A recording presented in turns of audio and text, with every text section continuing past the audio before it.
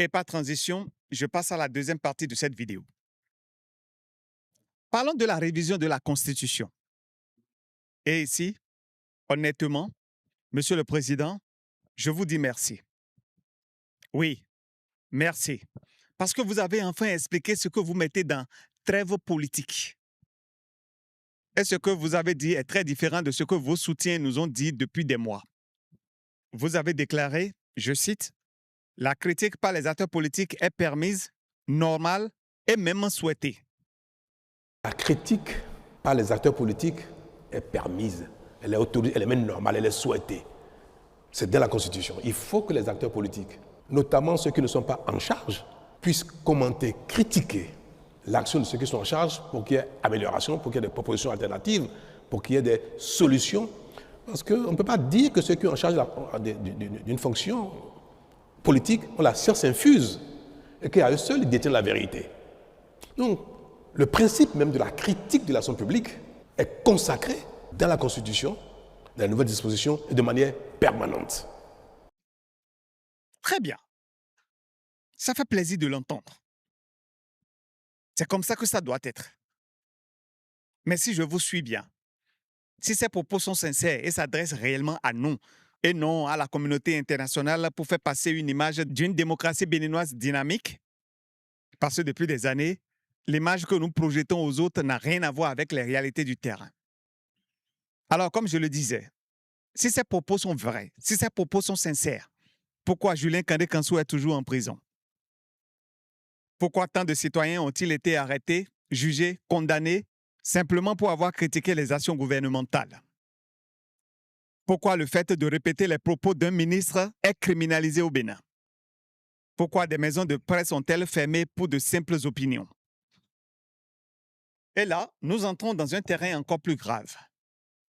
Vous avez vous-même reconnu, je cite, « Nous sommes habitués à ne pas respecter les tests, même quand ils existent. » Parce que nous sommes habitués à ce que même quand les tests existent, qu'on ne les respecte pas. Alors, parlons du respect des tests. La loi 2011-27 du 18 janvier 2012 est claire. Elle définit des dispositions non révisables. Pourtant, sans que cette loi ne soit abrogée, ces dispositions ont été modifiées. Comment expliquer cela à un citoyen à qui l'on demande de respecter les tests, de respecter les lois de la République, alors que soi-même on n'est pas un exemple? Sommes-nous en train d'appliquer cet adage populaire qui dit « fais ce que je dis mais ne fais pas ce que je fais » ? N'est-ce pas là une politique de deux poids, deux mesures? Les lois au Bénin ne s'appliquent telles qu'aux autres. Je vous invite à suivre ce extrait de M. Jean-Baptiste Elias qui explique ce point avec précision.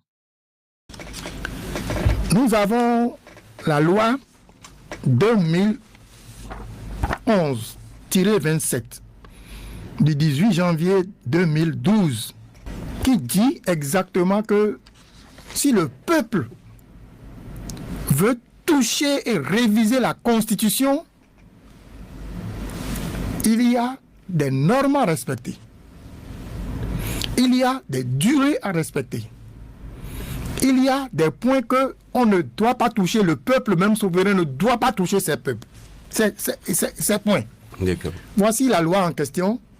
Et si vous permettez, en regardant l'article 6 de cette loi, il est dit exactement ceci. Article 6. Ne peuvent faire l'objet de questions à soumettre au référendum les options fondamentales de la Conférence nationale de février 1990, à savoir 1.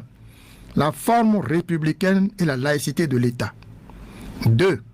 L'atteinte à l'intégrité du territoire national. 3.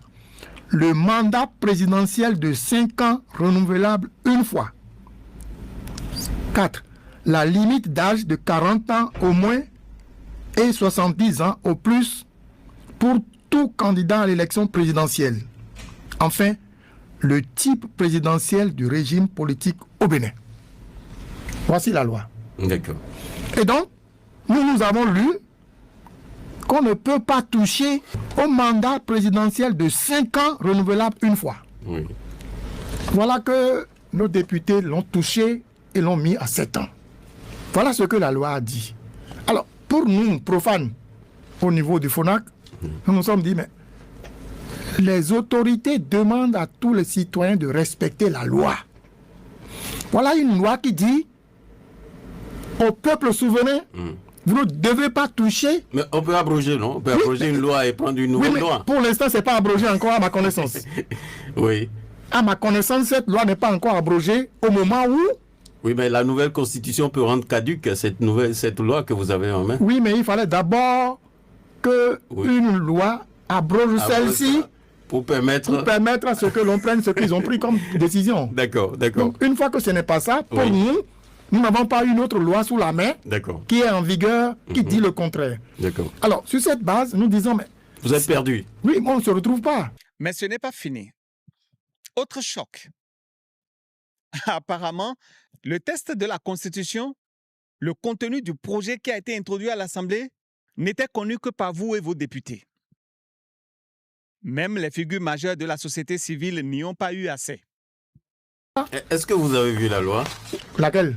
La nouvelle loi. C'est pourquoi je vous demande si vous avez vu la loi. Parce que bon, moi je n'ai pas encore... Non plus, moi je n'ai pas vu, mais on a entendu dire qu'ils ont touché et qu'ils ont mis la durée de 5 à 7 ans.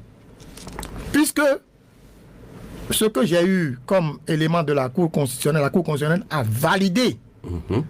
Si on a dit qu'on a validé, je n'ai pas cru comprendre que la Cour a dit vous ne devez pas faire les 7 ans, mais vous devez garder 5 ans. Je n'ai pas lu ça dans la décision de la Cour constitutionnelle. Voilà pourquoi je parle de ça, vous avez posé la question. Je vous laisse évoluer en tout cas. Donc, on verra, on aura la loi finalement. Et dès que nous aurons la loi, on saura ce qui est vraiment retenu. Oui. Mais pourquoi tant d'opacité? Monsieur le Président, vous avez répondu, le rôle d'un leader n'est pas de consulter sa communauté. Être leader, c'est imposer. Fin de citation. Puis, vous avez parlé des valises d'argent entre Cotonou et Porto Novo. Pendant longtemps, pour ceux qui ont la mémoire des choses, pour voter les lois au Parlement, ce sont des valises d'argent qui vont à Porto Novo. Vous avez oublié ça apparemment. Pourtant, ça date d'à peine 10 ans. Les valises d'argent circulaient entre Cotonou et Porto Novo. Tout le monde le savait, ça. Et ça nous convenait bien. Nous étions tombés dans une perversion qui est devenue quelque chose, sport national, comme la plupart de nos travers.